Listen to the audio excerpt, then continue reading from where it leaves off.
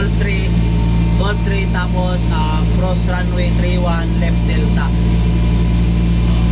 Muna siya tawag diri sa sud sa kwan airport.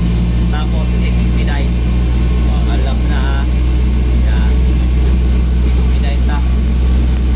Kani atong gagyan mo ni siya gitawag og lima ni siya. 5 sort ako no 7 walo. Kini atong agyagan may cross. Muna siya ay golf 3. Yan. Muna siya ay golf 3 kaning linya kani kay nini papak muna ay golf 3. Tumaron golf 3 down tapos cross runway. Tabok ta o kuan mo tabok ta sa runway. Kining runway mo na siya ay agyanan sa aeroplano og mulupad og putugpa. Mo na siya karon cross runway ta. Man mo na kita og runway o kani kay sa daan kani mo na siya runway. Mo na siya dito mo na siya runway. Mo na agyanan og aeroplano. So cross runway ta nya kuha ko nung ta sa delta. Kuha sa delta. May palanding hold 11 hold 11 hold. Okay, copy.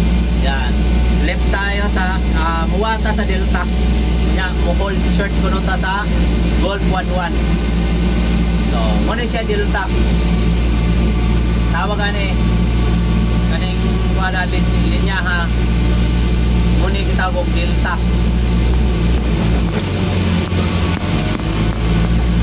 So ang pinakatungayan ay golf 11. So kaya siya diretso na siya kwan muna siya kita og delta kaning kadetsuan. Kaya sa pinakatumoy muna siya kita og golf 11 or G11. So na siya yung mga kwan kagaya niyan, di ba? May mga nakasulat. Kaya siya golf 15. So 15 may aga to ang gunungan golf 11. So na yung pangayo. Pero okay na. So natay headset man nasa gawas kaya ang iyang headset mubo ang iyang headset mo nang nasya sa gawas kaya di man wapon. So karon diretso na to ning delta. Kung sa kuan pa o sa mga subdivision pa, mga block pa okay, mga alley road. Kung sa kuan pa o street pa niya, kung itaw og delta street.